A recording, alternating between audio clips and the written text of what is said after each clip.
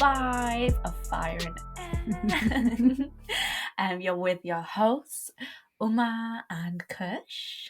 Hello everyone. Hello. How is everyone doing? Hopefully better than last episode. Yes, hopefully with new perspectives. Hopefully. No. We've been moving in a healthy way. Yes. This is the final episode of season 1. More details on that at the end, I think. Mm-hmm. So today's episode, I want to talk about whether we are creators or creations. Ooh. And I don't know, maybe if our listeners are smart beings. If our minions are smart beings. Are we starting a cult? If you want to be part of our cult, raise your hand. Oh, you're already in it. Wow. You've had no choice in this. Free will doesn't exist. As you're about to learn, everyone. So we're going to be touching on the simulation theory, what it's about, and kind of we want to touch on where this leaves spirituality. Does it conjoin with it? Does it oppose it? We just want to discuss the topics in conjunction with each other, separate from each other, and just kind of go into it, because I think this is a topic that hurts everyone's brain and puts us all into an existential crisis, and I just wanted to explore why, how, if, what should be now. But to start, a little bit of a juicy start, and that is, I want you to imagine now. Ooh, visualization again. Where is there risk? There isn't an episode that starts with me and doesn't start with a visualization. So here we go.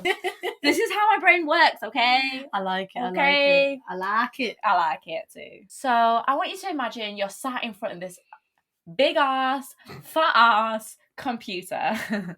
And, you know, it's touchscreen. It's got all the new latest HD, 3D, 4D. I don't know what there is these days. But yeah, it's got all this latest designs. And on this computer, you can choose whatever universe you want to go into. And you can choose whatever living being in that universe you want to talk to.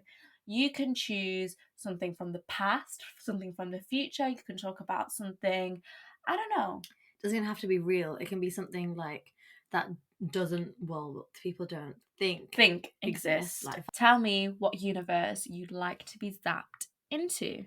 Right now. Right now. Yes. Right now. Right now. Okay, well actually when I was a kid and I couldn't sleep, I used to do this like as a visualization task, honestly, like to get to sleep. So what I would imagine was that like I was in my room and like there were different parts of my room and like that had different doors, and every door would lead to like a different kind of world, and I would just like imagine what world I wanted to be in like that night. That is so cool. Yeah, and I'd like imagine that world and like I'd like fall asleep to that. And like I just love like fantasy, fairy tale, like just, you know, anything like kind of magical. Like I've always been like really, really into that. And yeah, I think the main kind of universe that I used to love zapping myself into was I just wanted to be a fairy. And like my dream has come true if you've seen the logo, and I'm actually a Disney fairy now. Manifestation, I think that's what you call it. But honestly, like, yes, I just want to be a fairy. Like I just want to like open my wardrobe and I'm suddenly in this like fairy tale land, and I'm just flying, and there's like forests and like just like all the beautiful aspects of nature like in this world, but just like times 100. Like there's just like beautiful streams and like big flowers and like beautiful skies, and we're all just flying, and I'm like resting in a petal. And like I just love, like I actually just like love that concept. So yeah, I'd want to be a fairy, just like no responsibilities, just completely free. What about you? What universe would you zap yourself into? And well, actually, I don't know if you'd have powers in that universe, but if you were to have powers, what would it be in that universe? I really would love to zap into the universe of something living in the deep, deep ocean. Really? Just like, yeah, just to be immersed. Like, I always have thought about, imagine being so immersed into the ocean that obviously, like, you know, fish have gills and blah blah blah, they can breathe that way. But like, imagine actually being able to experience the universe in that realm that is your day-to-day life, and you're able to be under the water at all times.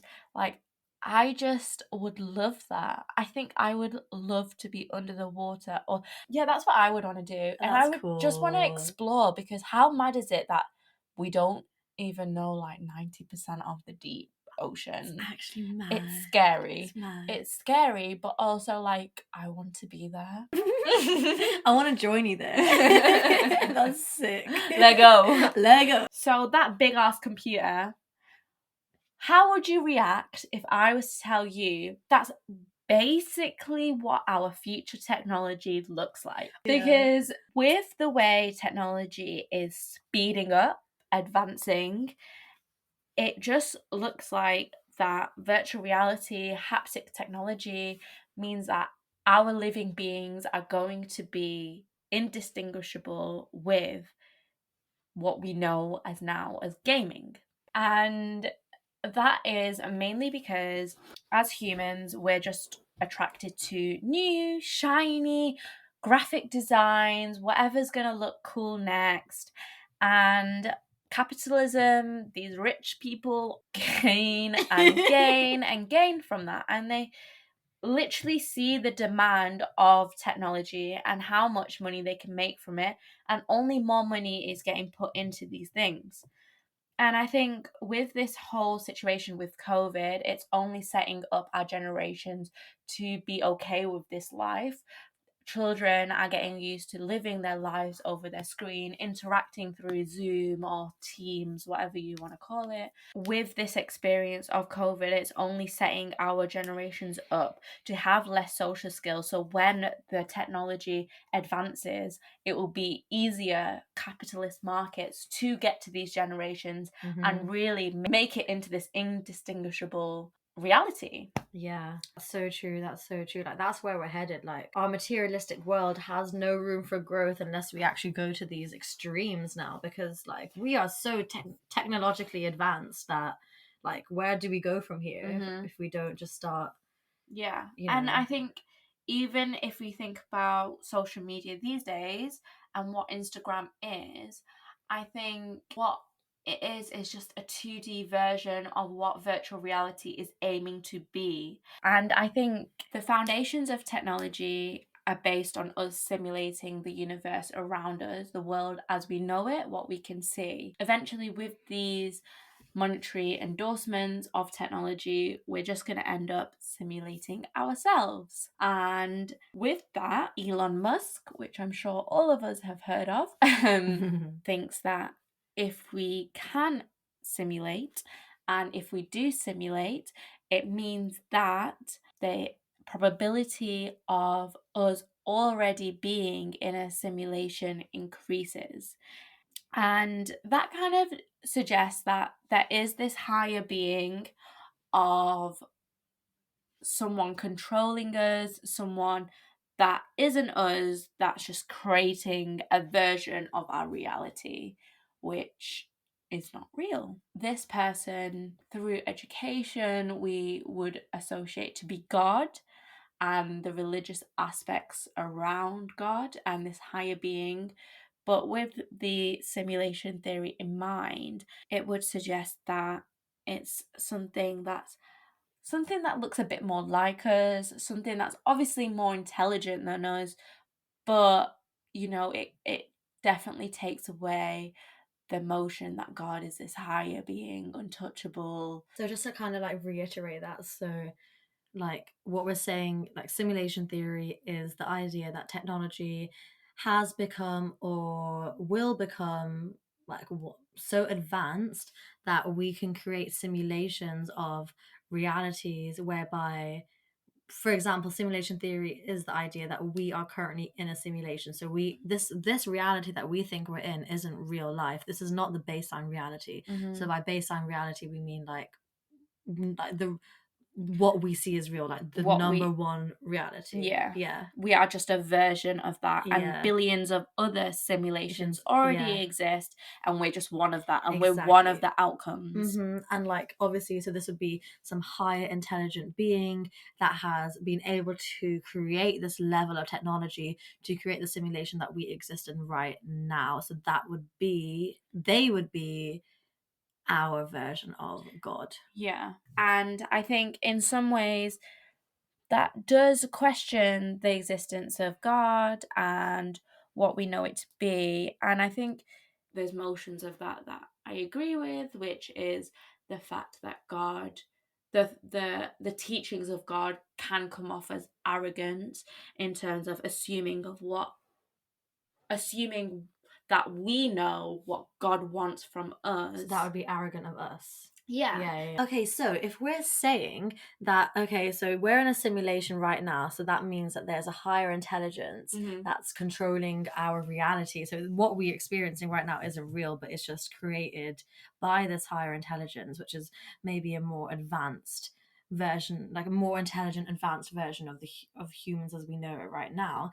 That would mean that technically, like, God as we know it right now, this higher intelligence that knows everything, decides everything, creates everything, that wouldn't be this kind of magical presence as we see as God, but would rather be this just a bit more like this human that's a little bit smarter than us, that's behind a computer screen, and he is our God. So in a way, like, we should still be grateful for them, because everything we know about God, he created us, he gave us life, he's he's creating our fate, he knows everything. Like, all those kind of concepts of God still exist. It's just that this idea of God, the form of God, has changed. Indeed. But with this view, like, what would be kind of naive to think, okay, so right now the God that we know, like the God that we perceive right now, we see as omnibenevolent, but which means all loving. But how do we know that this, okay, if we are in a simulation, How do we know? How do we know that this God has our best interests at heart? For all we know, we are just pawns in his game for fun. And how children / how we did when we were children, how we treated ants as little well, this is how me and Uma treated ants. I hope people relate, otherwise we're actually crazy. I think this is the first sign of like psychosis, like criminals. Anyway, we accept psychosis. But yeah, how we used to treat ants when we were younger was just kind of like do random shit to them, drown them maybe. So what did you used to do to ants? Well, actually, I had an ant farm, and it was in a Tupperware box. It wasn't that much of an elaborate ant farm, but I used to have leaves in it. I used to feed it. I used to just kind of like watch them trail on and see what they did. Watch them trail on. That's so cute. Yeah. I can't say I killed them the way you did. No, not gonna lie, I did. Sometimes I'd watch them like as groups and just squash. Can I just say what I used to do to ants? I just need to get it out of my system. Like, it's been eating me up inside. I just need to get it out. We're ready. Okay, so I used to visit India and I had nothing to do. So I used to sit on the wall. The whole of India. She had nothing to do. I used to sit. I was young, guys. I was young, and I used to sit on the wall and I used to just, like, kill ants. You know how you do. It'd be like that. Just to kill ants. But I used to observe what happened when I killed them, and like, ants are mad. What did they used to do? Okay, so like, obviously dead ant on the wall, killed by Khush. Everyday process. And they used to come like in a group, and they used to scrape the dead ant off the wall, and they used to carry it away. That's literally what our gods are thinking when they see us do that shit. Funeral. It was an ant funeral. Did they do that? Yes. Maybe it was just Indian ants. And then because they just be like traditional, like that, all the customs and shit. They were spiritual ants, what can I say? But like, and they used to put this like goo, like liquid, like where this goo liquid where the dead body was. Really? Yeah. That's interesting. Yeah, it was hella interesting. But then literally, like just before I left India, like after a week of killing ants, I got the worst ant bite in the world. And that's just, it's called karma, ladies and gentlemen. It's called karma. In conclusion, however Kush treated them ants as a child could easily be what these higher beings are treating us like, and that would kind of give a lot of explanation to all the messed up fuckeries that happen on a day-to-day life and what is happening right now, I suppose, as well. No, I think with that, it would be foolish to not take on the idea that simulation theory is real and we are in a simulation right now. We are just one variation of the baseline reality. Kind of evidence for the simulation theory is that we appear to be alone in the universe. Like, they have worked out that there are millions, billions. What was the statistic? We just watched a video on it, like, of habitable planets like Earth. There's millions and billions chances that there's other planets that are at the right habitable state to have human life. But yeah, just in the Milky Way, there's a chance of 1 million other planets that could have the correct conditions for human life. Yeah, exactly. And like, if we take that into consideration, then why haven't we seen alien life? And this is known as the Fermi Paradox. And the Fermi Paradox is basically the crazy concept that why are we alone in the universe when we should not be alone in the universe? There's no way. If there's so many habitable planets in our galaxy and the Milky Way in itself, then there's literally, like, I can't even remember the statistic, but it's a mad it's a mad statistic. It's a mad statistic. And like, there's actually, like, without a doubt, there has to be other life forms that live in this universe, but why haven't we seen them? And this is kind of like an indirect support for the simulation theory, that like the simulation theory would explain, if we are living in a simulation, that's why we haven't seen other life forms, because they've not put us in that one. They've not put little green things on our planet and be like, yo, this is an alien, like, have fun with it, No. So that is, kind of, I guess, indirect evidence that would make sense. But I mean, what spirituality would say about that is, like, the reason why we haven't seen other life forms in this universe is because we aren't consciously developed enough to see them. Yeah. So there's different levels of consciousness, and we are on a certain level. Like, our collective consciousness in the universe is on a certain level, and it's not very high. Like, me and Uma were literally talking about this earlier. Like, not many people are very spiritual or very conscious, and like, we're kind of on this low level consciousness level. And in other life forms, like humans, are very, very, very, they're very new to the universe. Yeah. So other life forms, they are supposedly on a much higher level of consciousness. They have a much higher understanding of themselves, of the universe, of the connected oneness with everything. And they're just like, because of that, they're kind of living on a different realm. Whereas us, because we haven't reached that collective consciousness, we aren't on that realm. So we're living beside these other life forms, but we can't see them. And this is, again, I'm going to talk about ants. We love ants because they're important. I'm sorry that I murdered all of you, but you guys matter. You're mattering now anyway. Yes, you do. You matter. And for example, ants, they have this whole civilization, this whole colony, this whole way of living. And they obviously, well, I mean, chances are they think they're the only civilization in their universe, because they don't have the level of consciousness to recognize other life forms, whereas humans are actually living alongside them, but they don't have that level of consciousness to notice it, recognize it, process it. And I think that's similar to the fact that we can't hear the frequencies of dolphins speaking, we can't see certain colours, we can't understand the language of different animals in general, because we don't have that level of consciousness. I really do think, and I think in the research of all of this, is that humans are very egotistic and we think everything revolves around us. Why can't animals speak our language? And, like, I don't know, like, why can't we colonize the universe? We've literally oh my god, we've literally tried to teach apes sign language for no reason at all. Leave them alone. Leave them alone. That's the reason we're friends right now. We wouldn't be friends if apes weren't taught sign language, a module wasn't created on apes being taught sign language, and we didn't have to revise the concept of apes being taught sign. So actually, shout out to the apes that got taught sign language, because you're the reason that fire and air exist right now. But also, I'm sorry. I'm really sorry. Really sorry. Yeah, and I think so that kind of supports the whole argument of like not having the correct consciousness of certain things. So the idea that our reality isn't actually like necessarily a real reality can kind of be supported like scientifically. So for example, like the reality that we know or we believe is real is literally based on the chemicals in our brain and the connections in our brain, and just like how just the scientific composition of our brain, our own, that allows us to perceive the reality in the way that we can perceive the reality.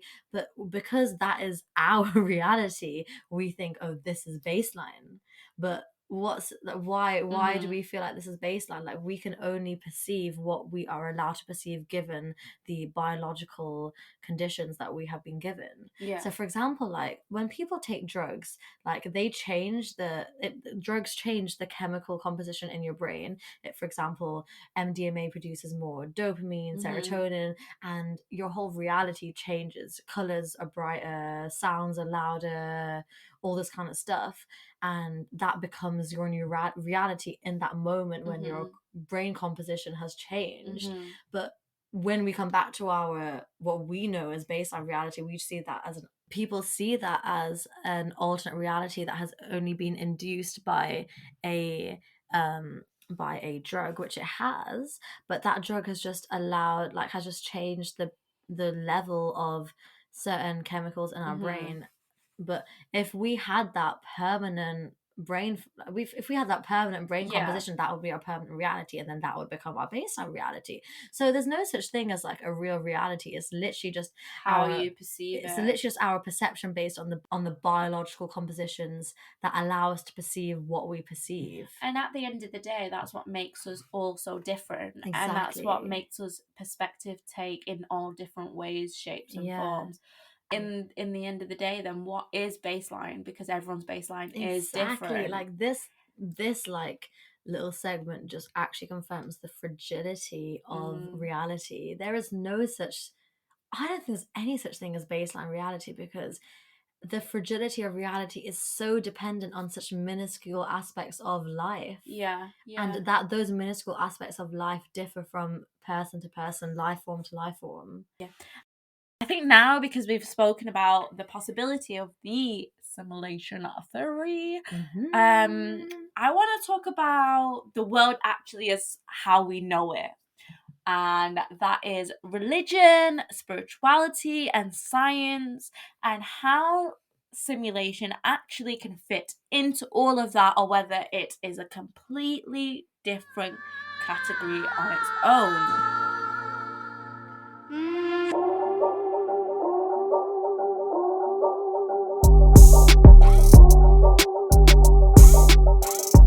The whole spiritual teaching of there is alternative universes that we can all have the potential to experience with different decision making options and consequences, because simulation theory would be saying that there's billions of different variations of the same thing happening right now, which is basically alternative universes.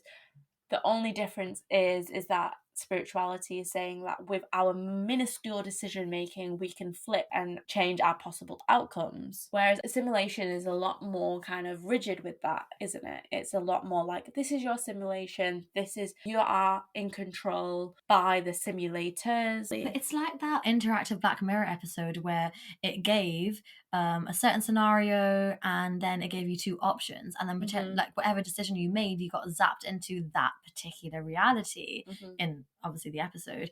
And that was because like that, you know, that was a simulation of like different realities based on different decisions. And that's so that like so in if we were in a simulation, that would make sense that every time we make a decision we get zapped into a different simulation where that decision carries through.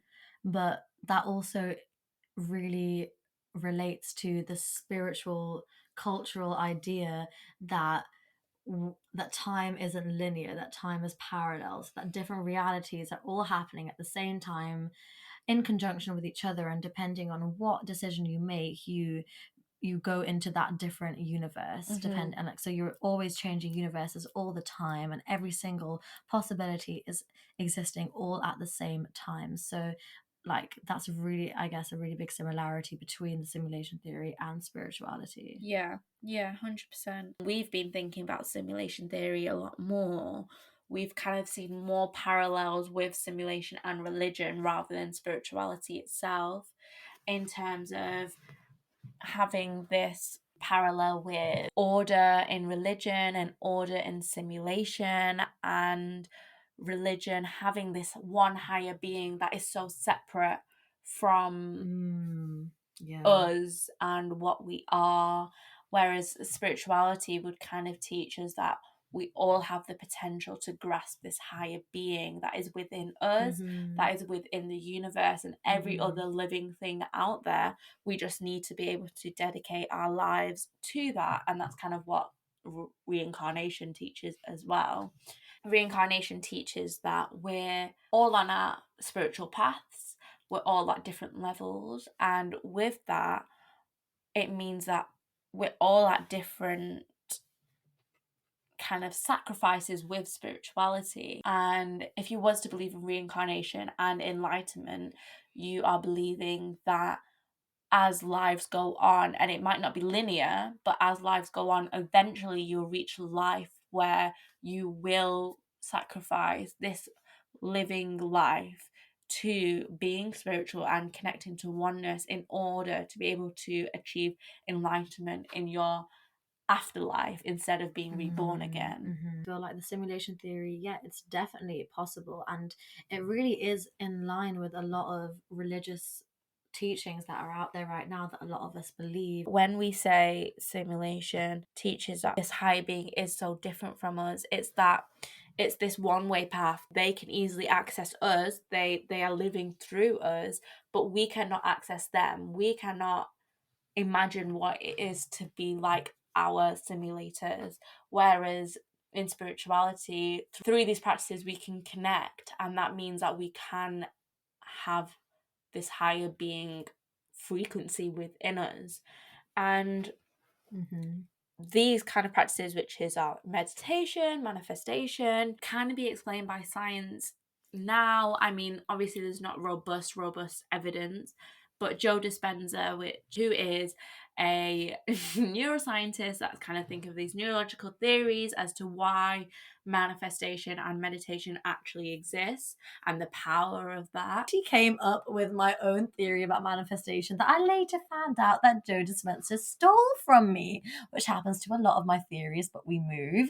And basically, like, I kind of put a scientific background to manifestation, and you think about something that's connected to something else, those neurons fire together. And the concept of kind of like psychobiology is that the neurons that fire together wire together. So now, if you thought about, for example, if you thought about a plant and a mirror at the same time, now the plant neuron and the mirror neuron are connected. So now if you think about a plant or you think about a mirror, there's more chance that you'll think about one or the other when you think about either of them again.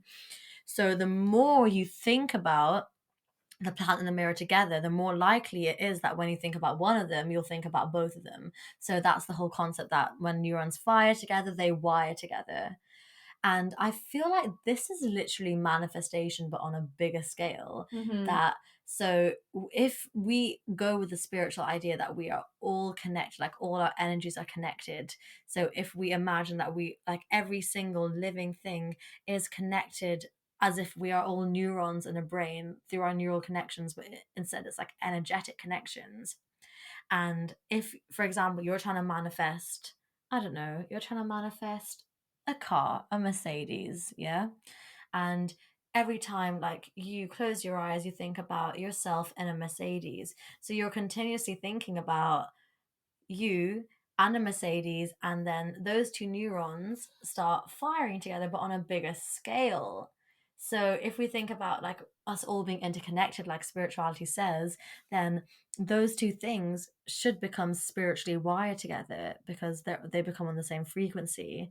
And that's how you attract what you're trying to manifest. And I think that kind of like explains the kind of scientific conceptualization of spirituality that Joe Dispenza stole from me, but we He stole from me. But yeah, he's just a white man that had the power to say it first. That's yes, all. exactly. No, that's literally what it is.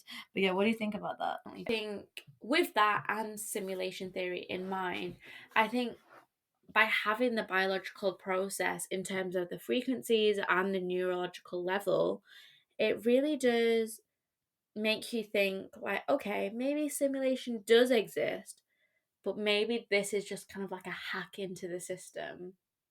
And maybe this is a way for us to feel like we're in control and to feel like we're actually gaining what we want. But really, all we're doing is hacking into the system.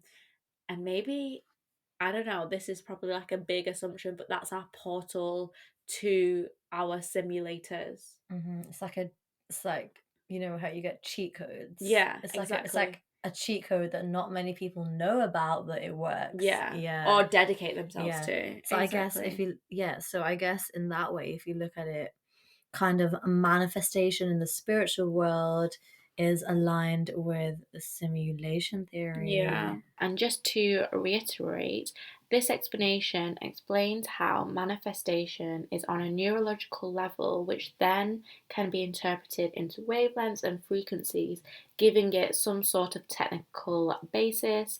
And although we know like this is an overgeneralization, but perhaps it does explain how simulation theory and manifestation coexist, and remembering that manifestation is predominantly a spiritual teaching. But I do think that spirituality has a big teaching of that we are the creators of our own lives, and through the emotions that we feel, through the love that we feel, and kind of the oneness that we can connect with, through all of this, we can have our own free will. That is obviously innately different from this simulation theory, which is that we're ruled by everything. No, exactly. Like the simulation theory basically says that if we are part of a simulation, we have no free will.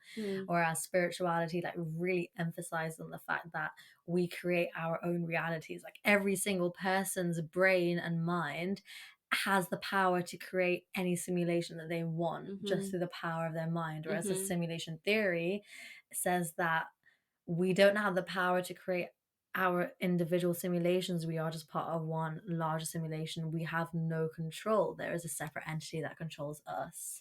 Which, I don't know about you, just creates this massive hopelessness feeling with inside me. Like, I don't like the thought of that, and I'm pretty sure no one likes the thought of that. And that kind of had me more thinking about kind of the control that brings. Like that dark cloud, that simulation theory does make you feel like, it kind of makes you feel like you said, we have no free will, it's hopeless. It doesn't matter what we do. Nothing matters. Yeah, kill that bitch. Doesn't matter. She's whatever just a figment of a fake reality. Kill that bitch. And whatever happens to us was going to happen anyway. Yeah, because our creator wanted it to happen because he's a little bitch. Exactly. Exactly. But then I just started thinking about like who is the creator of this theory, and the creators are white men, Rich men that are rich, white and male. yes, rich men that are white and male. Rich men that are white and male. Yes. Emphasis on the men. They are men. They are not They are men. women. They are men. We do not like men. Men? Did I say they're male? Wait. Wait, did you mention that they're male? No, I don't know. Wait. Let me just say it again. Say it again. They're male? They're male. They're male. Not because men are more intelligent and they could do it and women can't, just because they're dicks and they would do this. Exactly. Yeah. Thanks.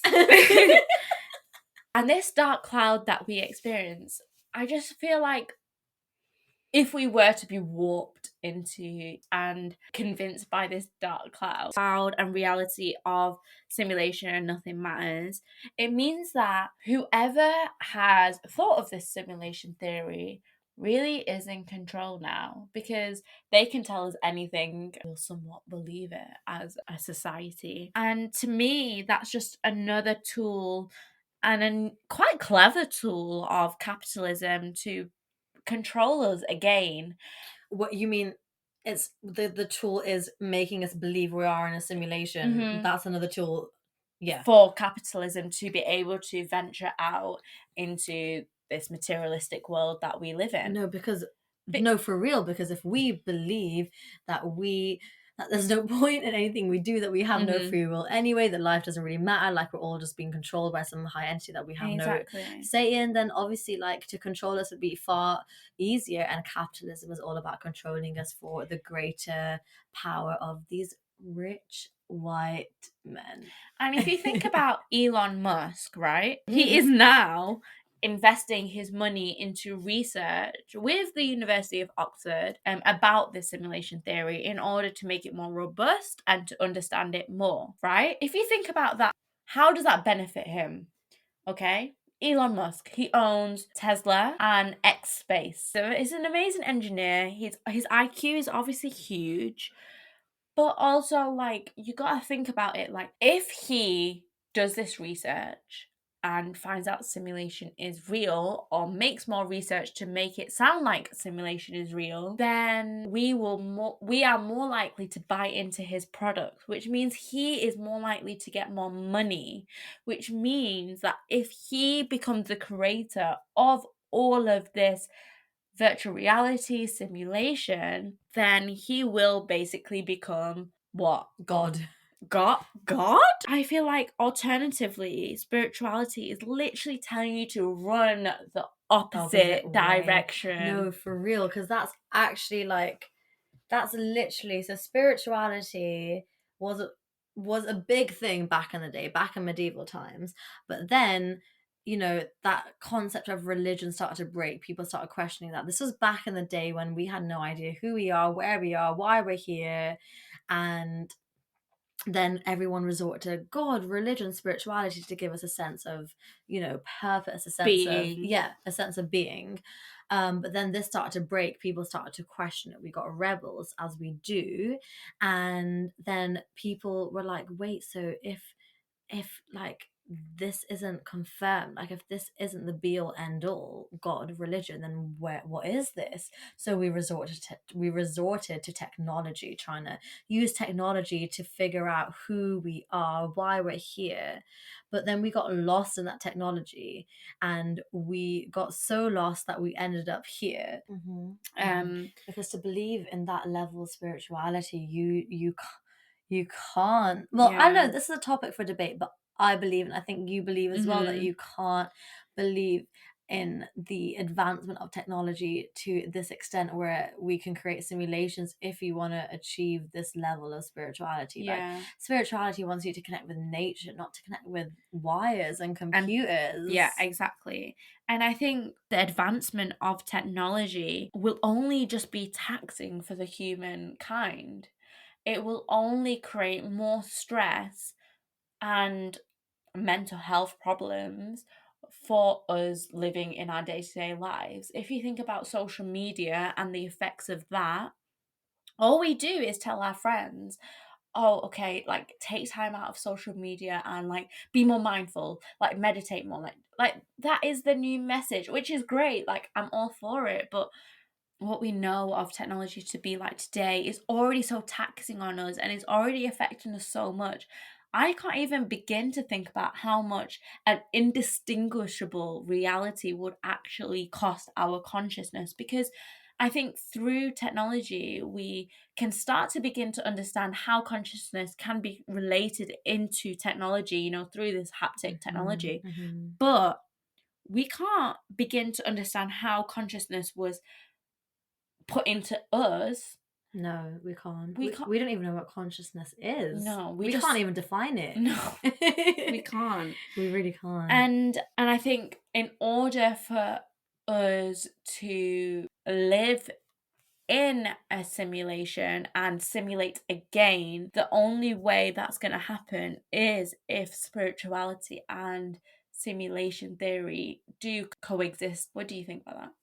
No, I think that's so true. Like, if we are to go down this technological route, we can't say that We've word, struggled guys. with that word the Honestly, whole day now. The whole Like, day. honestly, we actually had to ask Siri, like, Siri, how do you pronounce technological? Technological. But yeah, I feel like, yeah, that's so true. Like, if we are to go further into this world, like, we're already in this world and it's so fucked up, and like we need spiritual practices like mindfulness to keep us sane in this realm, in this technical realm. And if we're to go further down this road, that we need those spiritual concepts, whether they're real or not real, even more so to keep us sane. Because I mean, if we really are in a simulation and there's a higher intelligence controlling us right now, they ain't sane. No. There's no way they're okay. There's no way they're okay. No way. I mean, like, if any of the listeners know Rick and Morty, like, think of Rick. He ain't okay. And he's the kind of person that would be the creator of our simulation, and just think he's a fucking alcoholic. Like, just deep that. You can even see that in day-to-day life. More intelligent you get, it kind of is a rule that they lack more social skills. They lack morale. Yeah. And it is just, you know, think, but the more intelligent you get, the less emotional you get. I think it's kind of the consequence that happens automatically. Exactly. So to believe in simulation theory is also believing in that your creator doesn't give a fuck about you, basically, which then leads back into the depressive cloud. Yes, but as all these kind of videos say, you matter. You're still important. You still matter. And to be honest, I do think that, because at the end of the day, whether we're in a simulation or not, and what happens with technology and doesn't, I really do truly believe that keeping in touch with these practices that spirituality teach will always ground us, and will always be able to keep us inept. Exactly, like whether we're being grounded in a spiritual realm or whether we're being grounded in a technical realm, these are going to help us regardless. Yeah. So at the end of the day, it doesn't really matter if we're in a simulation, if we're not. Like, yes, it's very existential to think, okay, we might not be real. Okay, this might be happening because of God, or this might be happening because of a sneaky creator. But at the end of the day, it doesn't take away the life that you're living and the life that you want to live. Like, we're here for whatever reason we're here for, and we're never going to know. We can have a million different theories, but it's literally the life you want to make, you create. Yeah. Bars. Bars. Dun, dun, dun. What if we are at a level we can reach a simulation, but we've used that much resources of the universe, of the world, that means that our whole human existence just combusts and we explode and we die. But that's a possibility as well. And I think that shouldn't be ruled out, because Elon Musk, his theory and his belief is based on the fact that if we can simulate, therefore we are part of a simulation. But to me, the way technology is going, the way it's harming the universe, are we, even if we have the mental ability to do that, are we going to achieve it? Because we might just end up exploding before that. You mean like Spontaneously combusting. Yeah. Like actual exploding. Maybe. What do you think? No, we're not part of a simulation. Life is way too magical for it to be that technical.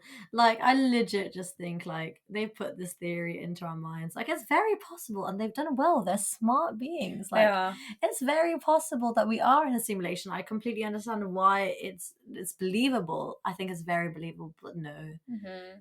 We are in a magical realm, not a technical realm, and there's just a few people that are too scared to accept that, and that's my theory. And that wraps up our whole, I don't know what this freaking episode is. I think we've been recording for 3 hours. We've been recording for about 10 hours now, guys. We've probably reached a new simulation by now. Yeah, but I love this. I love it. Yeah, no, me too. I really enjoyed it. And I think on that, I want to thank all the listeners that have listened to these whole 5 episodes.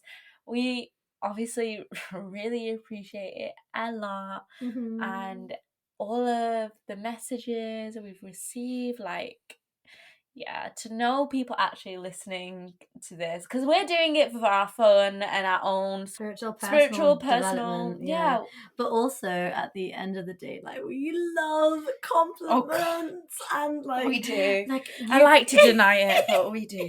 And you guys have been giving us the compliments, and the Instagram algorithm has really fucked us up. So if you're listening to this and you don't follow us on Instagram, like and save everything. Because apparently save is the new like, and honestly, I forget this sometimes. It would really help us. So please save, like, share, comment, do what you're doing, but just with that extra save. Thank you. Thank you. Yeah.